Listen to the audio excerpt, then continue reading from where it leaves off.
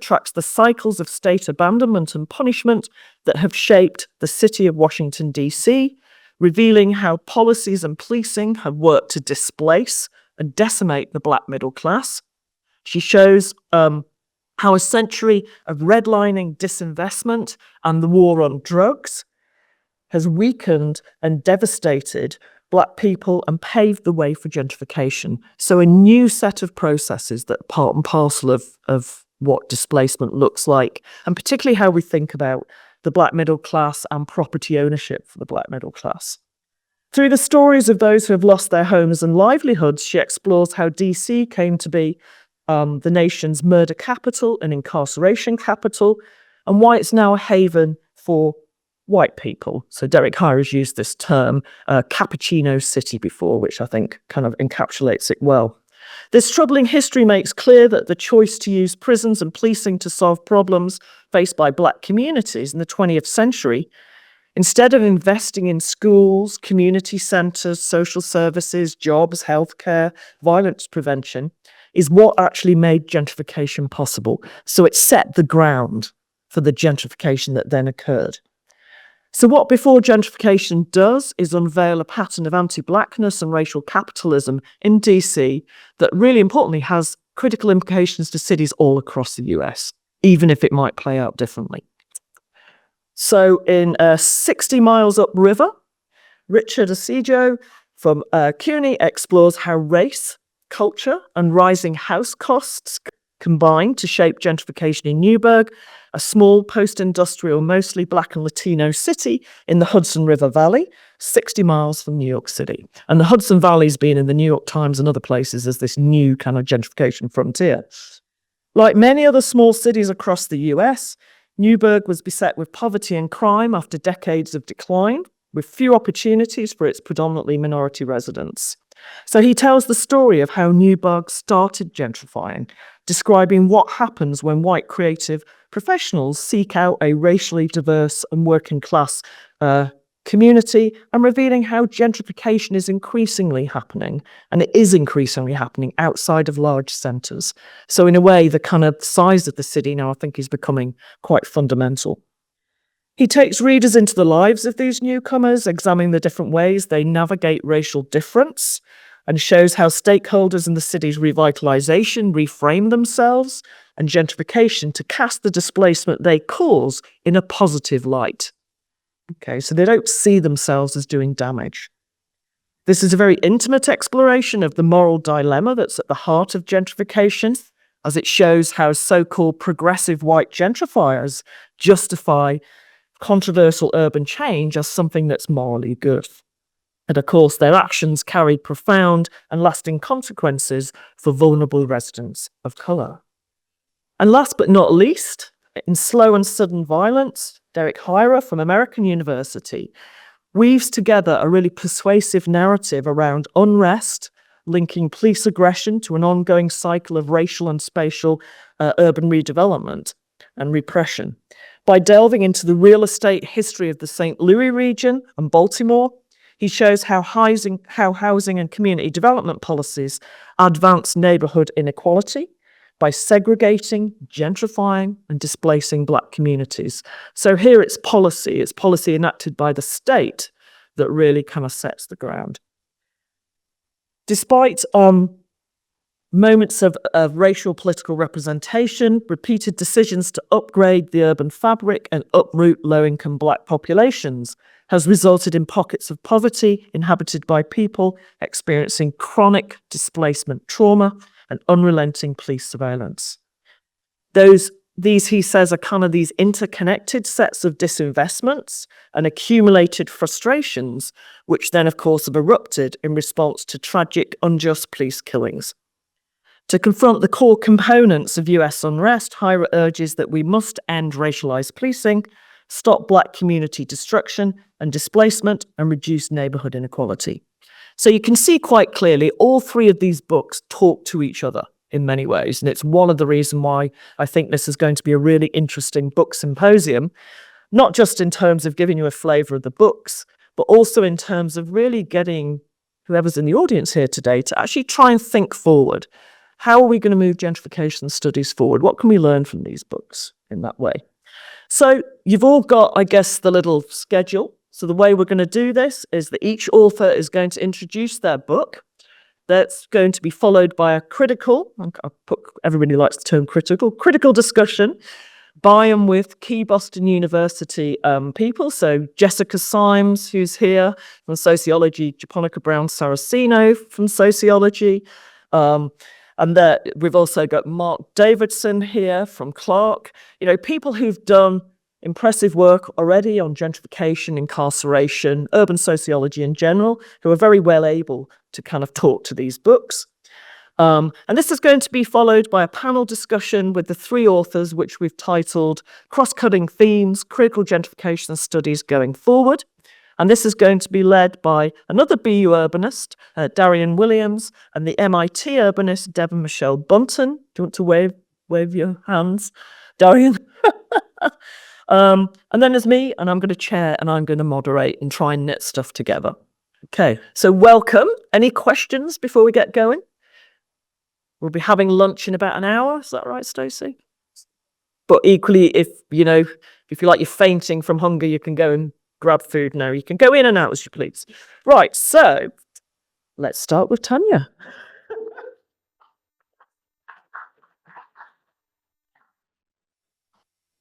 And just by way of introduction, I teach a gentrification studies course, and I actually showed a video of you talking to my students, and they were absolutely blown away. Awesome. Just around intersectionality, around race and class and stuff like that. So anyway, Tanya is the founder of the Racism, Capitalism and Law Lab, and also a professor of sociology, University of California. She's also the executive director of the University of California Washington Center, which I think is your key role now, isn't it? Kind of overtakes everything else. And her research has been amazing. So over the years, she's addressed issues such as racism, immigration policy, human rights, and also race in Latin America. So Tanya's going to introduce us to her book, and then we will have a discussion. Thank you, Tanya. Thank you, Loretta, for that generous introduction and for weaving these books together. I'm super excited. Thanks to all of you for coming out, and thanks to the organizing committee. Thanks to the people that brought the food. Grateful. Happy day after Halloween to everybody that stayed up late, and happy, or I don't know if I should say happy, but those of you who celebrate Dia de Muertos, I hope you also have good plans for that this evening. So let's get started. All right, so white people in the United States have, on average, 8 times the wealth of Black people. And the wealth is important because it can be used to maintain financial security, create opportunities, and pass along a legacy to the next generation. And this is particularly the case in the United States, where a medical emergency can put you into serious debt if you don't have significant wealth. And it's impossible to send your children to college if you don't have significant wealth, unless you want to put them in significant debt. So people who study wealth inequality in the United States focus on home ownership, because inequality in home equity accounts for most of the racial wealth gap. White people have more wealth than Black people, in large part because they're more likely to own homes, and the homes that white people own are generally worth more money. So there's a significant racial home ownership gap in the United States. Less than half of Black people own the home where they live, as compared to about 3/4 of white people. So activists have long fought to narrow the racial home ownership gap because of its relationship to the racial wealth gap. So it seems logical that we can narrow the racial wealth gap by narrowing the racial home ownership gap. But is this actually true? So I'm going to answer this question today through a discussion of how home ownership has created wealth in white communities, whereas Black communities in Washington, D.C. have been subjected to disinvestment, carceral investment, and gentrification. So what I'm going to share with you today is based on significant research, but I'm not going to bore you with a long methods discussion. Happy to answer any questions about methods during the Q&A. But I am going to introduce you to a couple of neighborhoods for those of you more or less familiar with Washington, D.C., because these are the places that I'm going to mention in my presentation today. One thing to note is all four of these neighborhoods were majority white when they were built, and they were built specifically with the intention of housing white working and middle-class residents. So Chevy Chase has stayed primarily white and middle-class to this day. It really hasn't. It's one of those neighborhoods that was not gentrifiable. It was built intentionally for white upper middle-class people, and it continues to be very similar today. Mount Pleasant became integrated in the 1950s and 1960s and has stayed relatively integrated. It's one of the very few integrated neighborhoods in the city. It was one of the few integrated neighborhoods in the 70s. By the 1970s, Pepworth had become almost 90% Black, but stayed working and middle class. So it didn't change in class composition, but it did change in racial composition. And then Anacostia became over 90% Black by the 1970s and mostly low income. So these neighborhoods were all developed with the intention of housing white middle-class residents, but they've changed in different ways since they were built. So now let's go back to the main presentation and talk about how white homeownership has created white wealth. So the assumption that home ownership will lead to wealth accumulation is based on the experiences of white homeowners. For white people, home ownership translated into intergenerational wealth because white homes have consistently increased in value. This assumption that homeownership will lead to, white people benefited from federally subsidized home ownership programs created in the aftermath of the Great Depression that allowed them to get favorable terms on their mortgages. And white neighborhoods featured well-funded schools, and school quality is highly correlated with home value. This combination of government funding and community assets allowed white people's homes to increase in value. So let's begin with a look at federally subsidized loans. Between 1933 and 1978, federal government subsidies enabled over 35 million families to purchase homes. And as a direct consequence of federal policies, homeownership became the primary vehicle for wealth accumulation in the United States. By the early 21st century, over 60% of middle-class Americans' assets were in the form of home equity. These families are now poised to pass along trillions of dollars of wealth to their children through accumulated home equity. The federal policies that promoted home ownership have primarily benefited these white families. So one example of a federal policy that primarily benefited white families is when the Federal Housing Administration underwrote loans to make it easier for families to secure mortgages.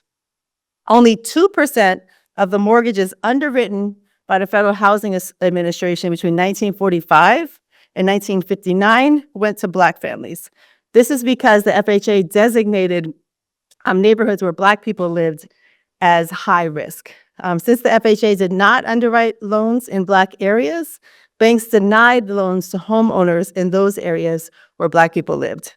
And this practice is called redlining because the Homeowners Loan Corporation literally shaded red on maps those areas where Black people lived. In DC, no one has uncovered a redlining map created by the Homeowners Loan Corporation, but people have, actually Mara Cherkasky and Sarah Schoenfeld of Prologue DC have uncovered a map created by the Federal Housing Administration that does the same thing.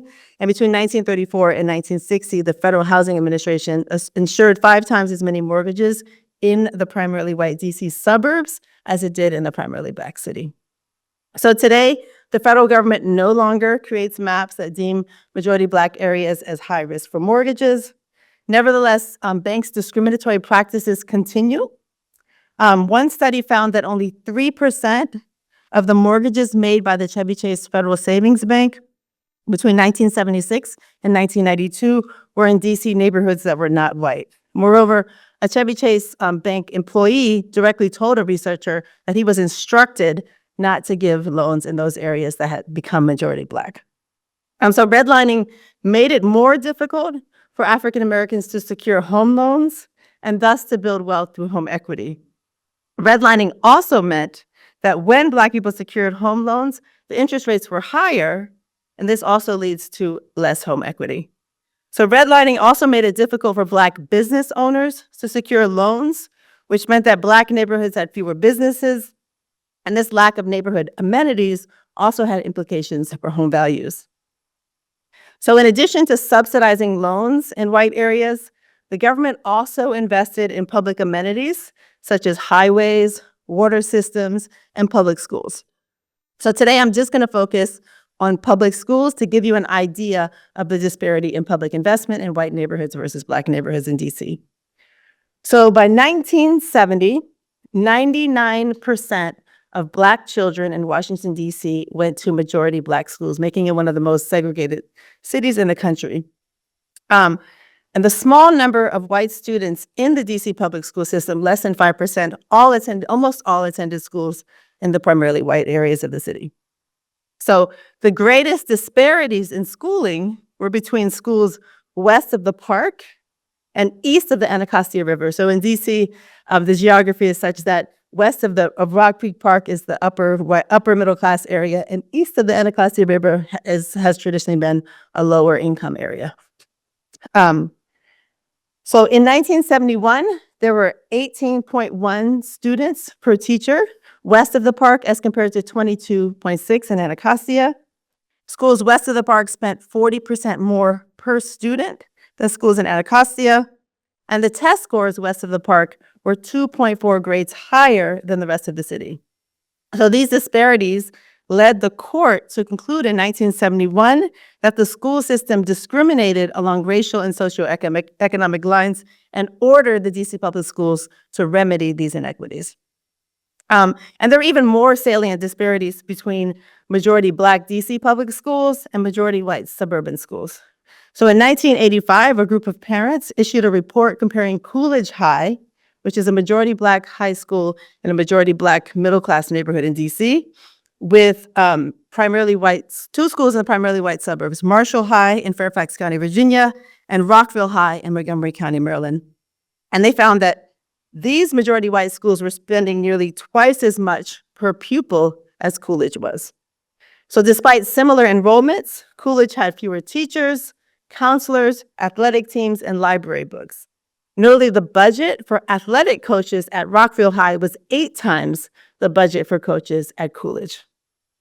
So people in white neighborhoods benefited from federally subsidized loans, as well as public investments, which in turn increased their home equity, because the subsidized loans increase your equity because now you're paying lower interest rates, and the investments in public services increase the value of the homes in the neighborhood because the homes have better amenities.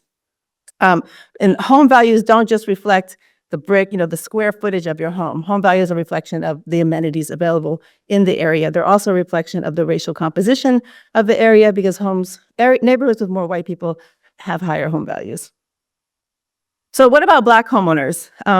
Black people also purchased homes during the housing boom of the mid-20th century. So some scholars have argued that redlining, et cetera, made it impossible for Black people to purchase homes. This is not at all what happened. They did purchase homes, so let's talk about that. So only 1 in 5 Black people lived in homes they owned in 1940. By 1950, 1 in 3 did. And by 1970, over 40% of African Americans in the United States lived in homes they owned. There was actually a greater percentage increase in Black home ownership each decade between 1940 and 1970 than there was an increase in white home ownership. And this is during the main era of increases in home ownership. And in Washington, D.C., the number of Black homeowners increased 6-fold between 1940 and 1970. So by 1970, there were nearly 45,000 Black homeowners in D.C., up from just about 5,000 in 1940. Sorry, 7,616 in 1940. So despite this growth in homeownership for Black people in Washington, D.C., we continue to see significant wealth inequality.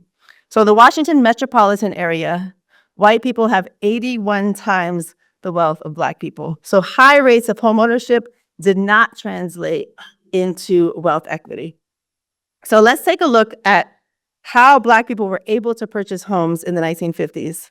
Now, African Americans were able to purchase homes in all white neighborhoods due to a Supreme Court decision that racially restrictive covenants were unenforceable. So there were covenants on these homes in all white areas, but then the Supreme Court said those covenants are not enforceable, so that made it legally possible for African Americans to purchase homes. But there was not a significant increase in Black homeownership after that court decision. The significant increase in Black homeownership in Washington, D.C. actually happened in 1954 when schools were desegregated.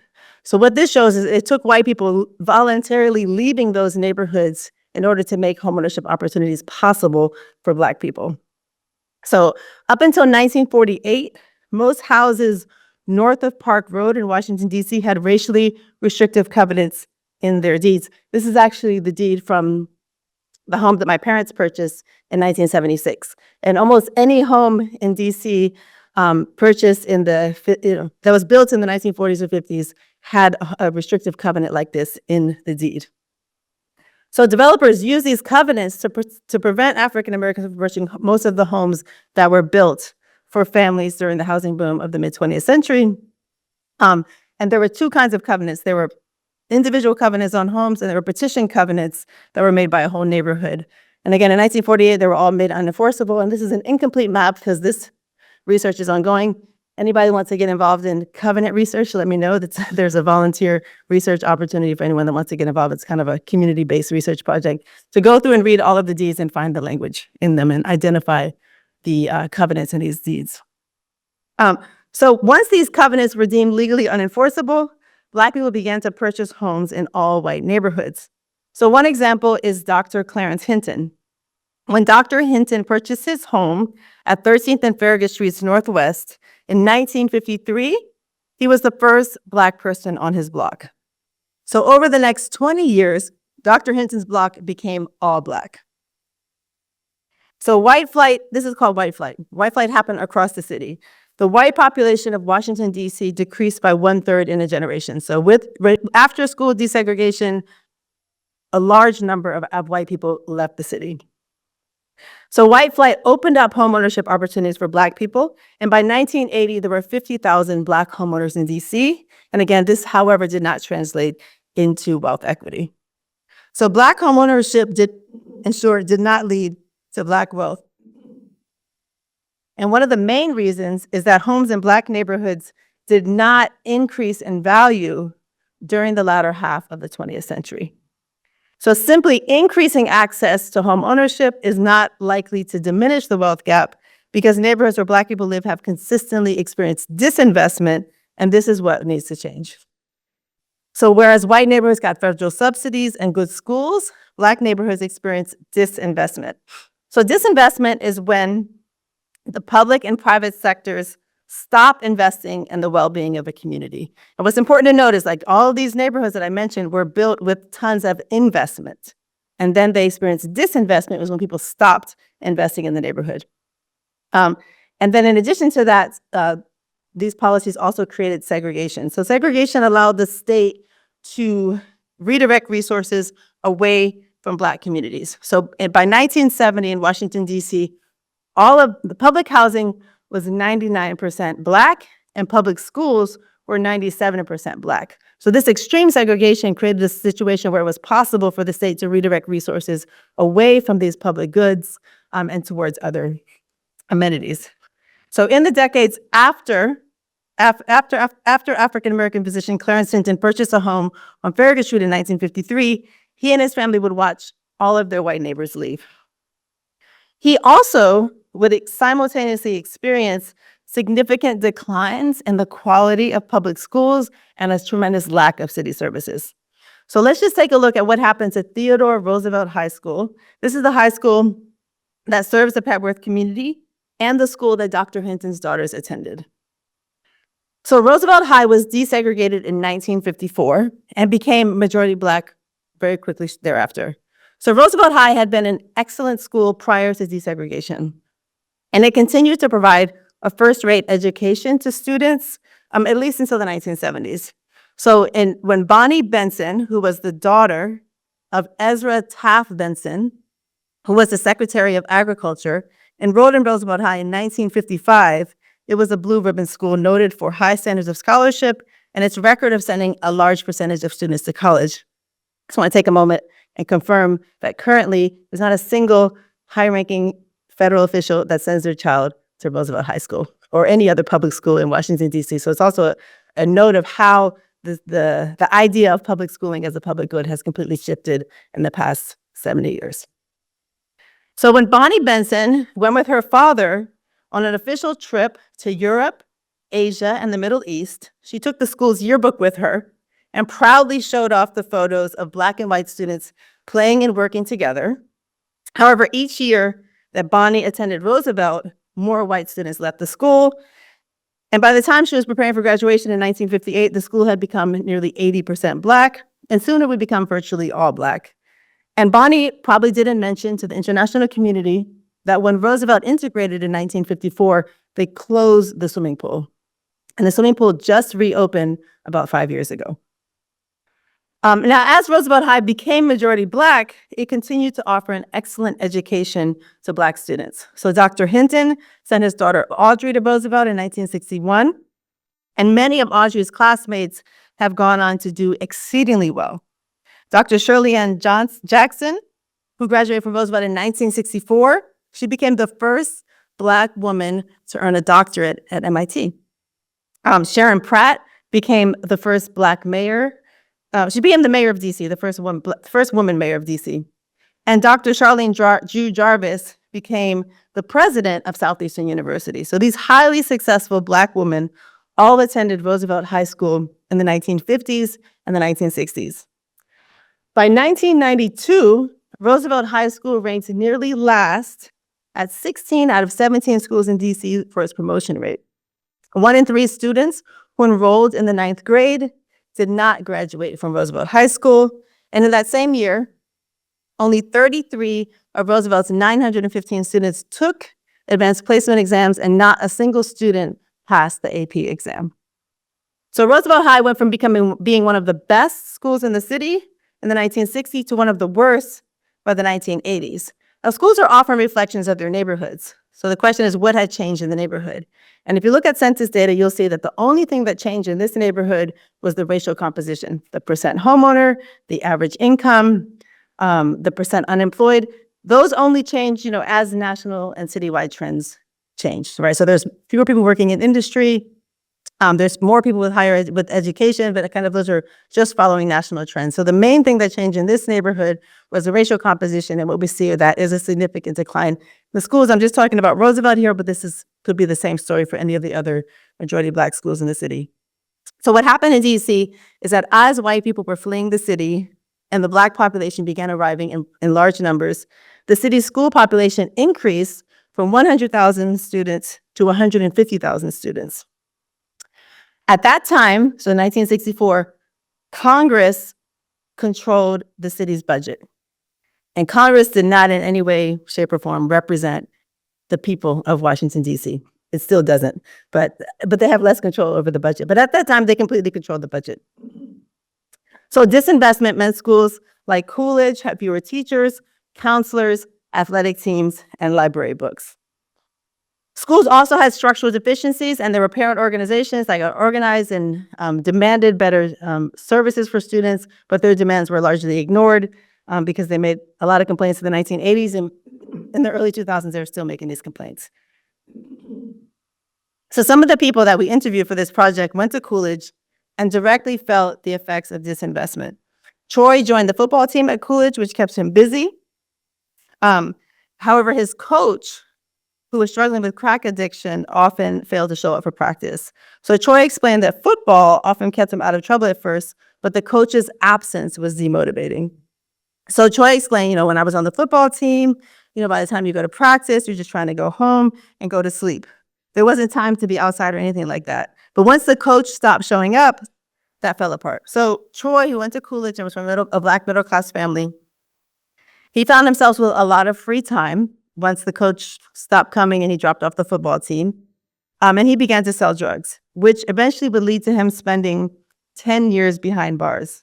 For Troy and many other youth in the city, disinvestment in public schools meant that they turned to drug activity in the streets. So Troy was just one of many Black youth in Washington, D.C. who became involved in selling crack cocaine. Crack cocaine stepped in to fill the gaps left wide open by both the public and private sector. And by 1990, half of all Black youth in Washington, D.C. were unemployed. And by 1997, half of Black male youth in DC were under the control of the criminal legal system. So when it's half of all Black male youth, what that means is it's not just affecting the very poor. It's affecting working class Black people, middle class Black people, upper middle class Black people. So with high unemployment, began to sell crack in open air drug markets to make ends meet, and crack was lucrative in the 1980s, and turf wars and gun violence ensued. So by 1991, Washington, D.C. had the highest homicide rate in the country. And in that same year, one of the census tracts in Petworth, which is where Roosevelt is, ranked 14th in terms of the number of homicides in the city, 14 out of 179 census tracts. So, and nearly all of the homicide victims were young Black men. So the city's response to the problems created by the violence of disinvestment was not to begin to invest in schools and communities in ways that would support them. Instead, the response was to invest in prisons and policing in ways that would punish them. In DC and across the country, the local and federal government began a war on drugs that would devastate Black communities for generations. And the war on drugs marked a significant shift in budget priorities.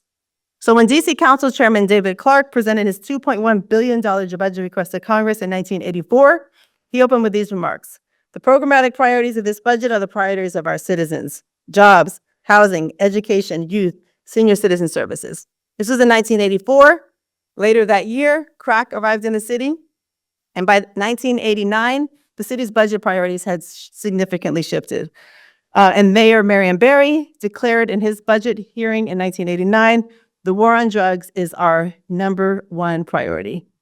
So the city redirected nearly $80 million away from the Department of Public Works, the Department of Housing and Community Development, the Department of Recreation, the Department of Employment Services, and the University of the District of Columbia, and towards law enforcement and corrections. The city's $3 billion budget for 1990 included just $20 million for drug treatment, as compared to $227 million for corrections. The city's overwhelming response to problems associated with the drug trade was to strengthen the coercive arm of the state. Instead of paying for parks and libraries, the city took the path of carceral investment.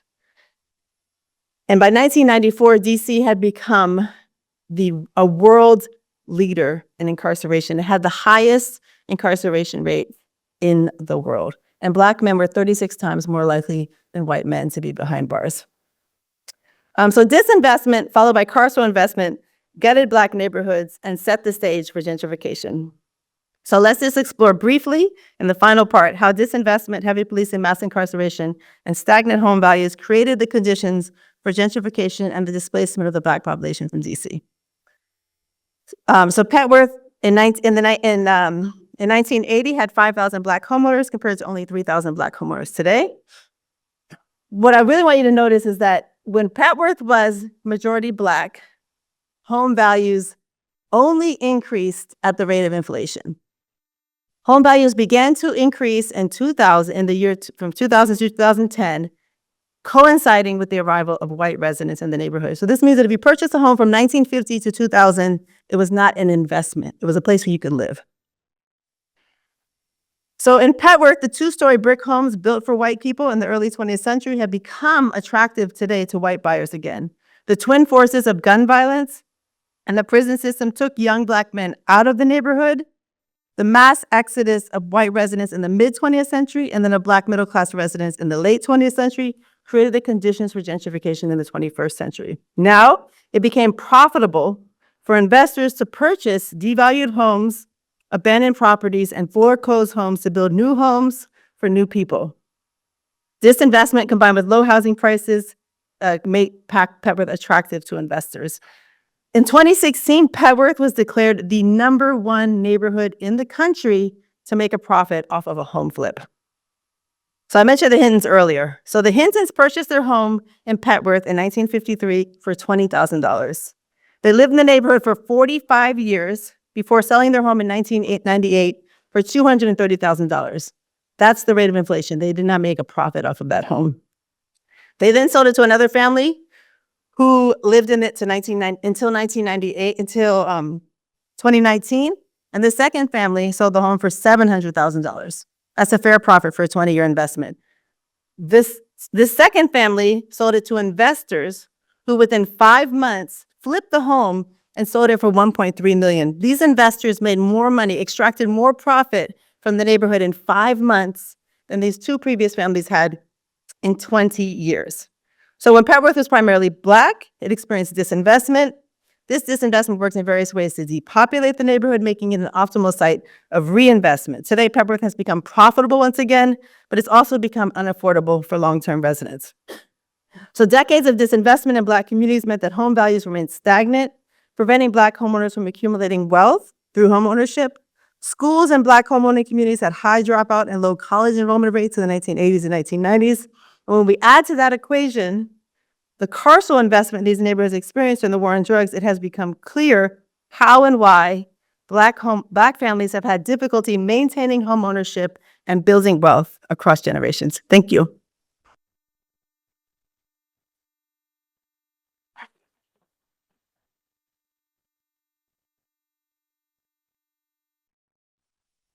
Thank you, Tanya. That was amazing. So just going to introduce quickly Jessica.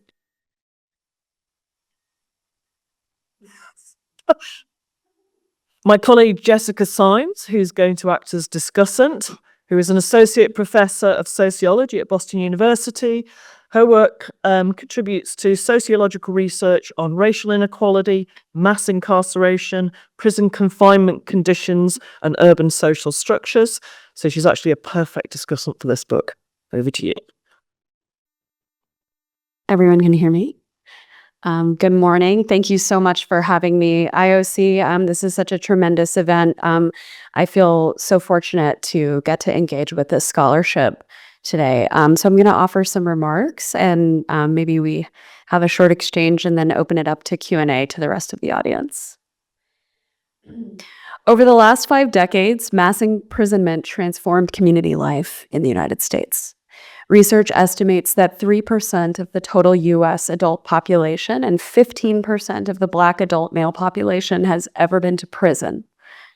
And if you just look at felony convictions, so you didn't go to prison, 8% of all adults have been to prison and 33% of the Black male adult population. However, scholars of punishment have rarely contended with 2 sociological research traditions with close empirical connections to the role of historically marginalized communities: research on wealth inequality and research on urban inequality.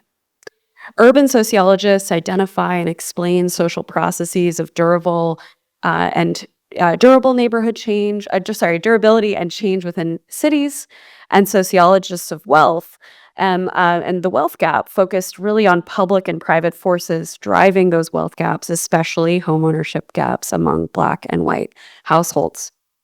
Sociologists of punishment have favored studying broad political and economic causes and consequences of mass imprisonment, or very micro-level processes of discrimination that produce disparities and effects. Segregation, forces of profit-seeking, and housing have been topics that only recently scholars of punishment have begun to contend with. This is a tremendous oversight because the criminal legal system is a fractured state, enacted by police in units and beats, prosecuted in districts and counties, places, and both their real and imagined problems and suffering are at the center of criminal justice policymaking. Thus, while mass incarceration unfolded in a diverse set of communities and was enacted in the blocks and neighborhoods throughout the United States, theories connecting place and punishment have been relatively underdeveloped. Before gentrification, the creation of DC's racial wealth gap fills a crucial gap in our understanding of urban inequality and the roots of mass incarceration and its afterlife, shedding new light on how racial wealth disparities were created and maintained. It is a sweeping and capacious historical account of the public and private forces linking segregation, housing, policing, punishment, and gentrification. Racial capitalism, Golash-Boza contends, is the framework that links housing and wealth inequality, racial segregation, public and private divestment and investment, and the role of policing and punishment in upholding racialized economic segregation. Racial capitalism is an economic system that organizes and justifies exploitation by racial classification. And the book convincingly argues that trajectories of Black neighborhoods in DC are one of dispossession, displacement, and divestment, followed by what Golash-Boza calls carceral investment, and then racialized reinvestment. This social process informs why the racial wealth gap persists. Divestment and carceral investment made certain neighborhoods ripe for the taking. Using her own community as her site, Washington, D.C., she examines the historical trajectories of abandonment and divestment, which led to significant investments in punitive and harsh responses to problems of substance use, violence, and poverty. Golash-Boza leverages a tremendous data effort, a real example of the power of triangulation. She marshals 11 months of ethnographic research. In the book, it says 37, I think 70 interviews, a housing survey, and oral histories and archives. This is an ambitious empirical project, and the product is a deeply researched book full of important observations grounded in both lived reality and historical context. So I'd like to highlight several insights and contributions of this book. The book is divided into 3 historical trajectories. The first examines forces contributing to divestment. Golash-Boza shifts the focus from individual poverty to systemic divestment, emphasizing that while Black homeownership rose significantly in Washington over the past century, many multi-generational Black families did not experience the same financial gains as white families. This emphasis on divestment reframes the discussion and highlights policy choices as active forces rather than treating structural inequalities as mere context. Golash-Boza implores us to consider those systems and not just single systems. But in Before Gentrification, clear actors emerge, those who decide where to invest or divest, and crucially, what resources and communities are affected by those choices. Another feature of this book to me is how it addresses violence. Sociology often falls into 2 problematic approaches when addressing violence.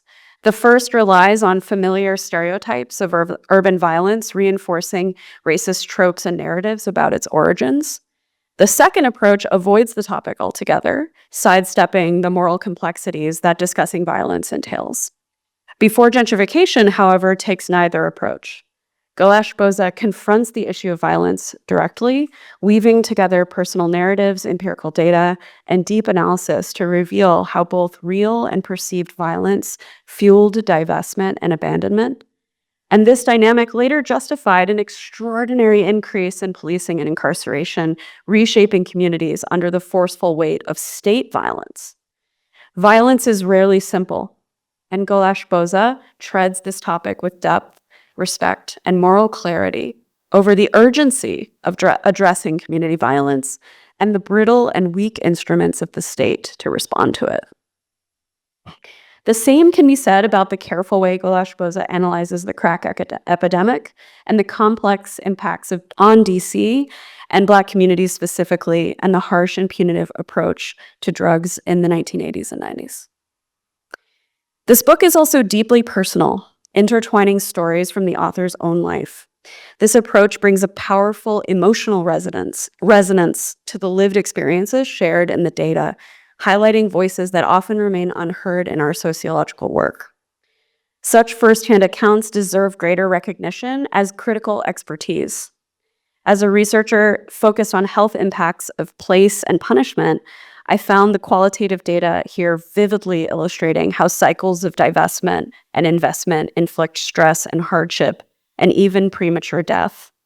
I will never forget the story of Ola Dixon, relocated from her longtime housing project set for demolition to an elderly center, only to die shortly after from a hypertension-related stroke.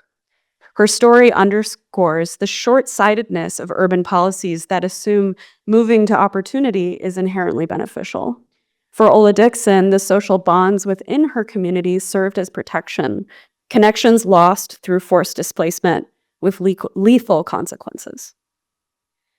Next, I'd like to highlight 2 examples that demonstrate Golash-Boza's argument well. First, I'd like to offer a direct example of the ways that redlining, segregation, and drug criminalization work together to keep Black residents out of communities. The Fair Housing Act, passed in 1968, banned discriminatory housing practices such as redlining. However, an exception was added to that act in 1988 as part of an amendment package aimed at protecting people with disabilities. It was proposed by South Carolina Senator Strom Thurmond, a longtime segregationist, who voted against the original Fair Housing Act. Thurmond's amendment passed by voice vote alone, and under the pretext of penalizing those convicted of drug distribution, but not any other offense, including homicide, he achieved virtually the same end as racist practices before, keeping Black people out of certain neighborhoods.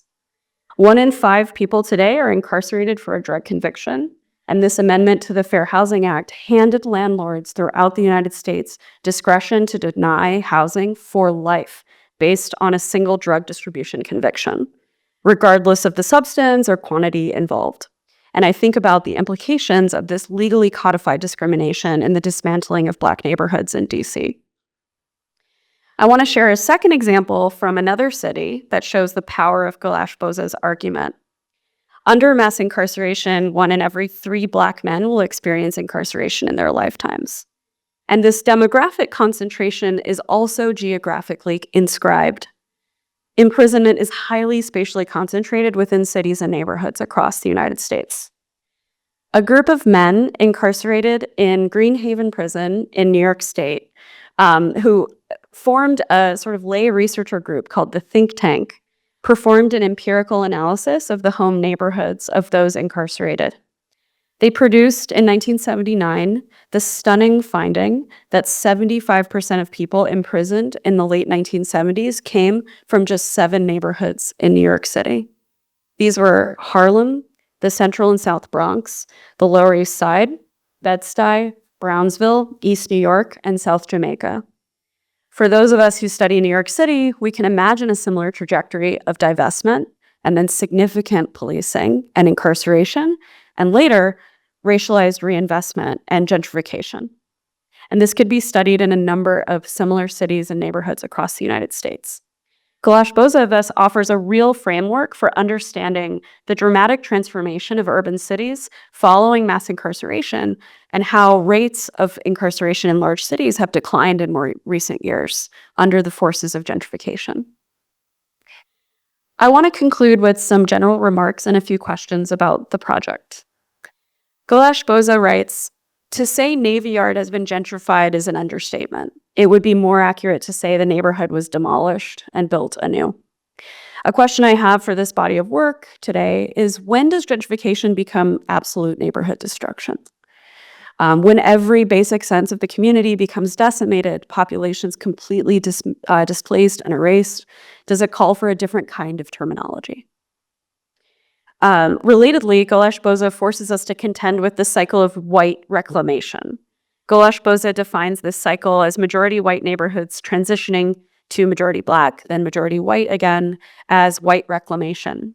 At its core, she writes, what happened in her hometown of DC is a coercive system of disinvestment and carceral investment orchestrated largely by whites and by white city officials through dynamics such as gentrification and urban renewal.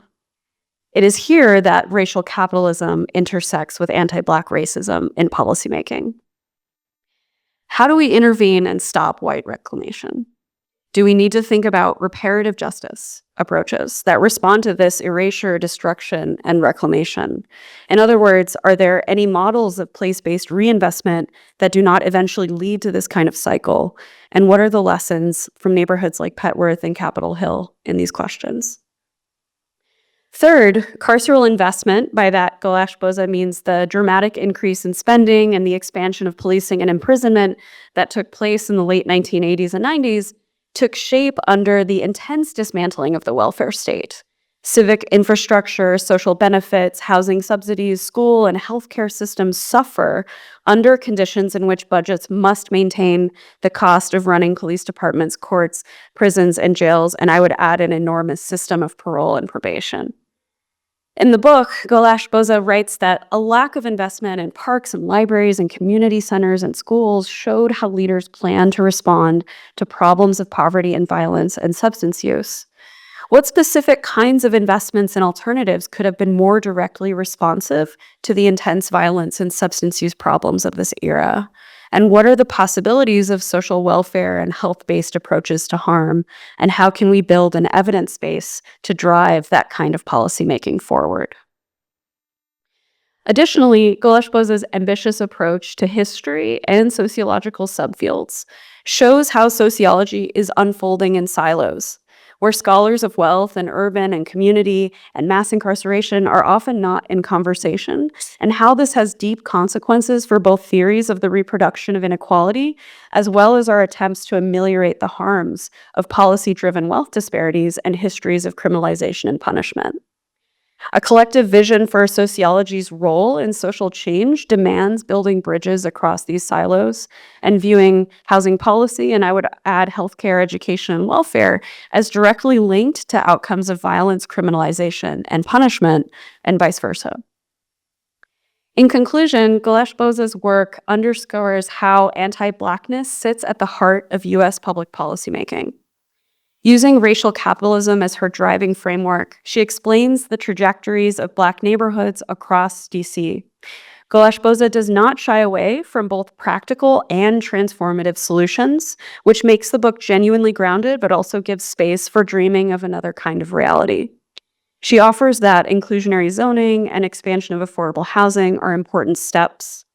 But provocatively, citing Ruth Wilson Gilmore, her work points to a kind of rethinking of the larger political economy. Simply increasing access to homeownership will not close these gaps, and I'm convinced of that. But I would add, it also does very little to repair the intergenerational trauma and harms of the past. Profit and power contaminate goals of community well-being, opportunity, and even community safety.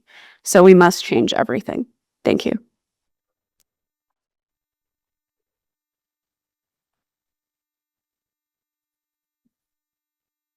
Oh, thank you so much, Jessica. I really appreciate your interventions, and it's very heartwarming to hear someone have engaged so deep with the book. So it feels good to be seen. I want to thank you for that, for really doing the homework, because I know it's hard amidst all the other obligations. I want to start with this question about sociology across silos, just because I was thinking about that. I think it goes back to my training or not training as a sociologist. I ended up at the University of North Carolina, Chapel Hill, just applied to the top 10 programs and went to the one I got into, and got there and realized that nobody studied race. And I'm not exaggerating. Like, in 2003, I took the first comprehensive exam in race at UNC Chapel Hill in sociology that had ever been offered. But the good thing about not having an advisor in your area is you're not bound by the norms of the subfield, and also you learn that you can learn a new subfield. So my dissertation was actually, my master's thesis was on Latino racial identity, and then my dissertation was on discourses of Blackness in Peru. Then I went on to study immigration policy, and I only began to think about gentrification about a decade ago. So, but I think the advantage of that is that then each time I go to a new field, I bring the insights of the previous field. So anybody who's been studying the same thing your whole career, and which is great, but if you feel like you want to change, it's often helpful to move over to a new subfield because you bring those insights. And I think being a race scholar who studied immigration, or coming into the field of immigration, was super helpful because there was a real lack in immigration studies of thinking about race seriously. So I think it helps to move across those silos. I think the question about what is gentrification, when does it become destruction? As I was entering this field of gentrification about a decade ago, my graduate student and I were trying to figure out like how to measure it, and we didn't know because neither of us had ever measured gentrification. And I realized that it's really not straightforward. And like, on the one hand, gentrification is defined, as Loretta said in the introduction, as like a neighborhood that's low income that becomes reinvested. But then you have super gentrification, which Loretta also talks about, middle class neighborhoods experiencing reinvestment. But those like technical definitions of gentrification don't really work necessarily on the ground. Like Petworth, almost anyone that you encounter in DC would say that Petworth has been gentrified. But if you ask Dr. Hinton, he, I'm sure, considers himself a member of the gentry. Like he's a physician, right?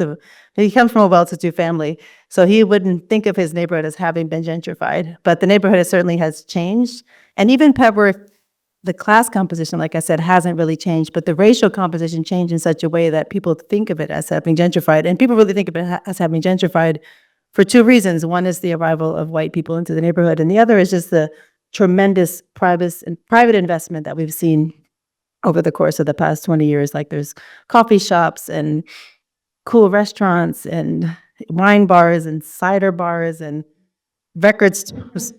Anyway, the liquor stores are closing down one by one. The neighborhood is certainly changing, but the economics are not, or it's become, the housing prices have increased significantly, but the other indicators haven't changed as much. So, and then if you say Petworth is gentrified, and then you compare that to Navy Yard, should we even be using the same word to describe these completely different processes? Because Navy Yard, I mean, there's literally two structures that remain in that 1 square mile that were there a few years, like 20 years ago.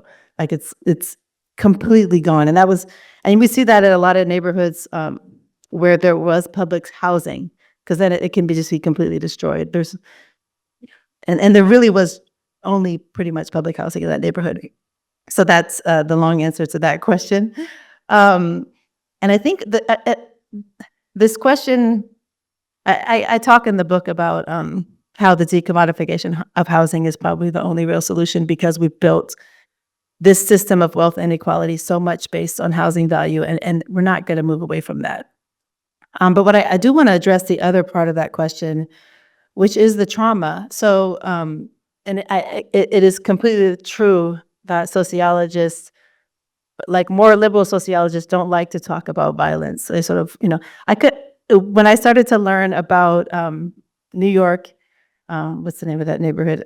Where the Washington Heights in the 1980s, and I had read all the literature on Dominican migrants, and nobody talked about the crack trade. And the literature on West Indians in New York, and none of the migration scholars, they just completely act like there was no. I'm like, but the crack trade was a big part of Washington Heights and other West Indian neighborhoods in New York. Anyway, so scholars don't like to talk about that. But the issue today is in DC is the city has left a lot of the war on drugs left significant scars on cities. And it's like a trauma that we haven't processed. So I think it is important for us to figure out ways to process that trauma. And because you can't if you just build a new building over the spot where your brother was murdered, like you're still going to see that when you walk by it. It doesn't just erase it. So we have to think about how to address that collectively. Conscious we're running late over. Yeah, have time for, I would say, one question, and there'll be opportunities later for further questions. So does any Want to get the fresh? Let's literally come in and out and just grab some before whatever. or give question, take one. Hi, I am not an academic. I'm a title examiner, so I've actually seen racial covenants. In Boston, they say no Irish. Anyway, my question is about redlining, because I hear way too much simplification of redlining. My neighborhood of East Cambridge was redlined. Across the Charles River, Cambridgeport was redlined. And they were redlined because they had Italians in them. And I think that it does a huge disservice to our understanding of how broad the disinvestment was to confine it to a particular population that certainly suffered from it and probably continues to suffer more than the others, because so many of the others have since become white.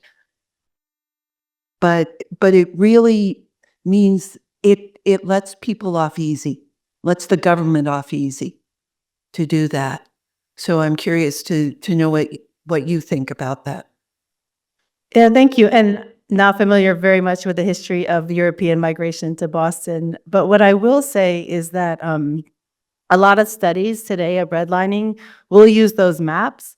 And those maps were created in a particular year. Like they weren't all created